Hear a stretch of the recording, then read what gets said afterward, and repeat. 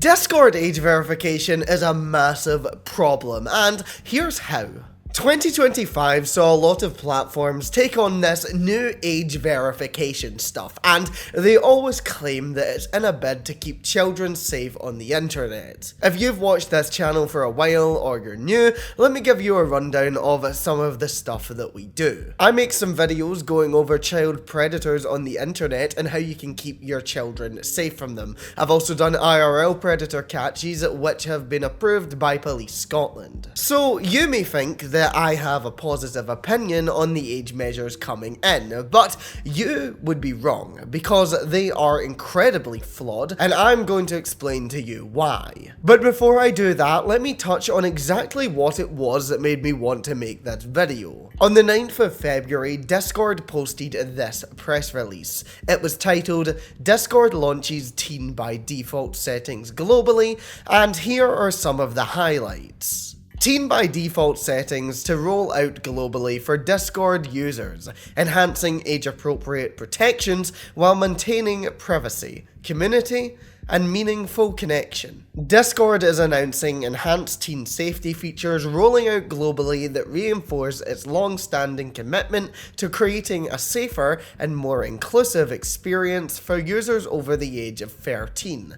As part of this update, all new and existing users worldwide will have a teen-appropriate experience by default, with updated communication settings, restricted access to age-gated spaces, and content filtering that preserves the privacy and meaningful connections that define Discord. Beginning with a phased global rollout to new and existing users in early March, users may be required to engage in an age assurance process to change certain settings or access sensitive content.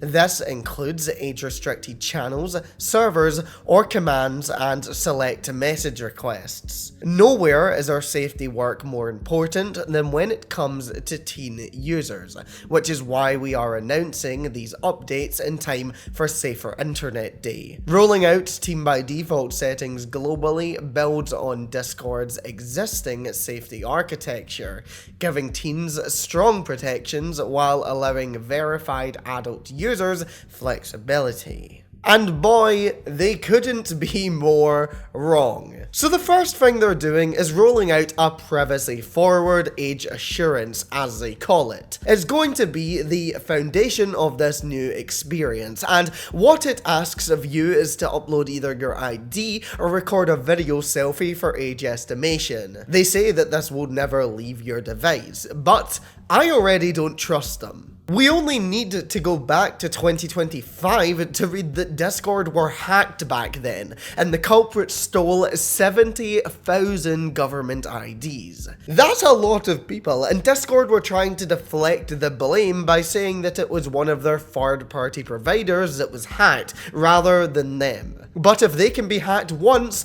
they'll be hacked again, and with more and more platforms requiring age verification every day, this is going to quickly become a common thing. I've already seen way more articles about this stuff in the past 6 months than I have ever, because it seems like everywhere you go, you just can't escape ID verification. And on the internet, a place where anonymity should be a choice, that is scary. But let's go back to Discord for now and the topic at hand, because they say that starting in early March, literally next month, Discord users will need to verify, otherwise they will have automatic content filters applied to their accounts. Not only that, but message requests will now be sent to a whole other inbox that the user will have to go out of their way to access, instead of coming directly to you, and the only way to change that is also if you're verified.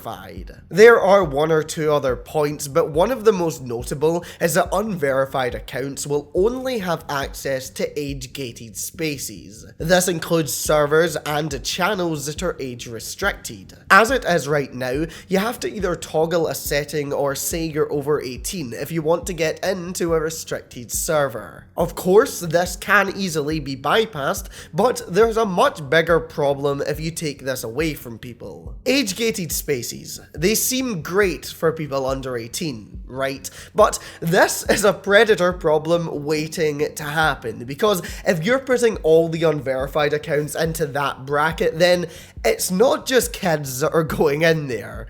It's adults too. And although most people, I'm sure, will be normal, there are going to be people with sinister intentions. Discord already has a massive problem with predators, and with this introduction, they're about to make it 10 times worse. But if you live in a country like Australia or the UK, you may be thinking, Jess, I've already gone through this. And yes, that's true. These features have already been rolled out in these countries among some others, most recently in the UK, because of the introduction of the abhorrent Online Safety Act. Despite the British public being entirely against it, the party in charge, Labour, are going on the offensive against its own people, saying that opposers are predators.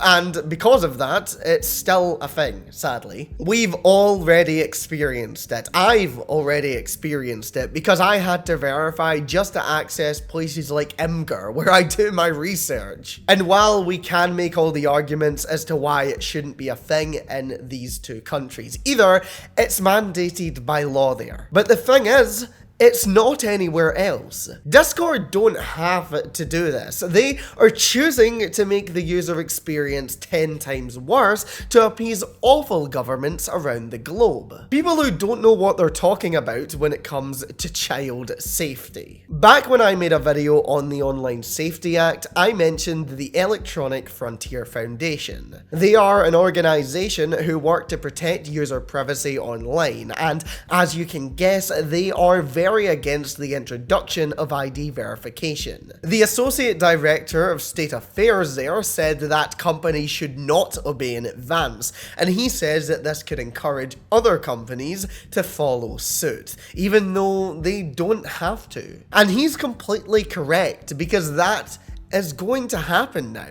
And soon enough, it'll be social media companies who follow. Places like Instagram, Facebook, Twitter, and Tumblr. We've spoken a lot on this channel about predators on those platforms, and they all have a big problem, so they may turn to ID verification as a way to stop it. But ID verification doesn't stop predators. If you tell them it's going to be deleted, they'll probably put their ID in anyway, and there you go. They can do whatever they want. And in the case of social media, there is one big group that it is closing out. Vulnerable people, especially young people who may have struggles at home. I know these videos have a further reach and that some people I disagree with politically are going to see this, and I'm fine with that because there is a bigger picture, and it's true that young people, especially those who may feel or are part of the LGBTQ+ community, will struggle at home sometimes. Their family may be unaccepting, or they may just be struggling with mental health, and for these people, social media can be an escape. Online, they can find people who care about them, people their age, and you can feel however you want about that, but it does save lives. And taking that away is really not the answer. Whether you are on the right or the left, we can all agree that we don't want to see anyone die from taking their own life. If you disagree with that, then take a hard look at yourself. Social media is truly a safe space for thousands, maybe even millions of young people, and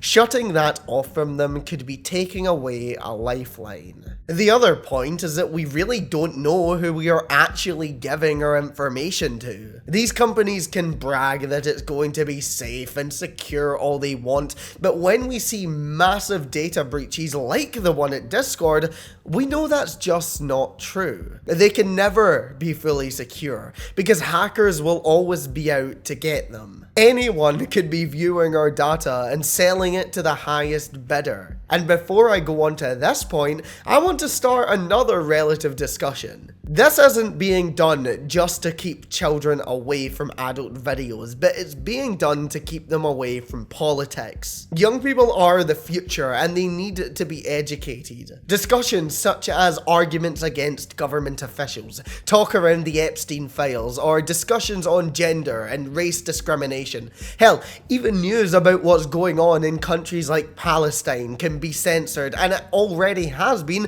by platforms like X. Discord will also do this. It's simply inevitable. And because these platforms then know where you stand on the political spectrum, that's a goldmine for them. That's even more data. They can sell that to people like the US government who already know perfectly well how you vote. And if they then have that information and you say something non-violent that isn't right to them, such as showing support for Palestine action here in the UK, you can be labelled as a domestic terrorist by the state. The government don't care about you. They can get rid of you if they want. Just look at what ICE are doing to American citizens. You are being controlled. We're being told what to do and how to keep kids safe by people like the US President Donald Trump, who is literally in the Epstein files. They don't know what they're talking about and think that taking these extreme measures to harm the general public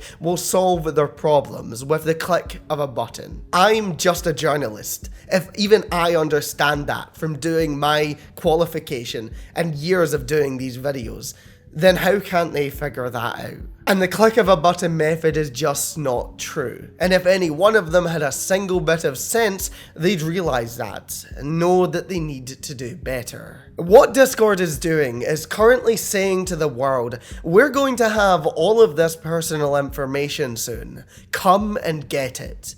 And one day, someone will take that bet, and they will come and get it. And it could go down as one of the biggest online data breaches in the last few years.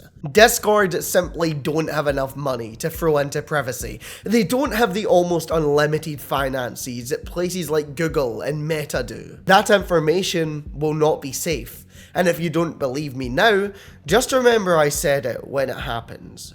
What this all comes back to in the end is a need for parents to parent. Take care of your kids. Don't leave it to companies to do it. While I agree that companies need to have a solid set of guidelines and effective moderation to keep kids safe while online, it's ultimately the job of the parents to do the heavy lifting. I'm not saying don't give your kids any freedom, because I also believe that watching over them like a hawk is not the answer, but just do what you think is right. It shouldn't be up to companies to tell you that you can't parent right. If you disagree with this and want to put your money where your mouth is, cancel your Discord Nitro if you have it. Don't continue to pay them while they mug you off to your face. That's just insulting. Don't let it happen. And according to some sources, Discord support is already being overwhelmed and is struggling to handle the tickets with the amount of outrage, so go and contribute to that. And if you really feel strongly and want to take a stand, take it a step further and actually complain to your local government. You can easily find resources to do this online, but I'll also include some in the description as well. But thank you so much for making it to the end of this video. Don't forget to like, subscribe, and share the video because it really helps the channel, and this is an important one to get out there. Also make sure that you turn on post notifications so that you never miss an upload. Let me know in the comments what you think of this whole situation, if you will be stopping using Discord, and also if there's anything else that you'd like to see me discuss in another video. Don't forget to check me out on social media. I have Instagram, Blue Sky, and Twitter, and if you want to get involved with the community before they steal your data, then you can join my Discord server. You can get that using the link in the description. Thank you so much to my Jessica Plus members who support me every month: Maury Gann, Alex Rod, K4 Silver, Entrepreneur, Collecti Key, Brooke, Carmella, Based Finger, Midnight Kitty, River Camera, Willow, Briar, Fizzy, Frozen Roses, Greenlee, Jaskier, Shiv the Shrew, Rudy Jazz, Mikey Poopy, Clara, and Ivo Space. If you want to support the channel in a bit of a different way, then make sure that you check out Jessica Plus. There are over 100 videos on there, and it's an absolutely great way to support the channel. Of course, subscribing and liking, sharing the videos are all more than enough, but if you are interested in supporting in a different way, head over to jessicur.com for more information. I'll be back very soon with another video, but if you want another right now, how about you click on a less ranty one and click the video that's on your screen.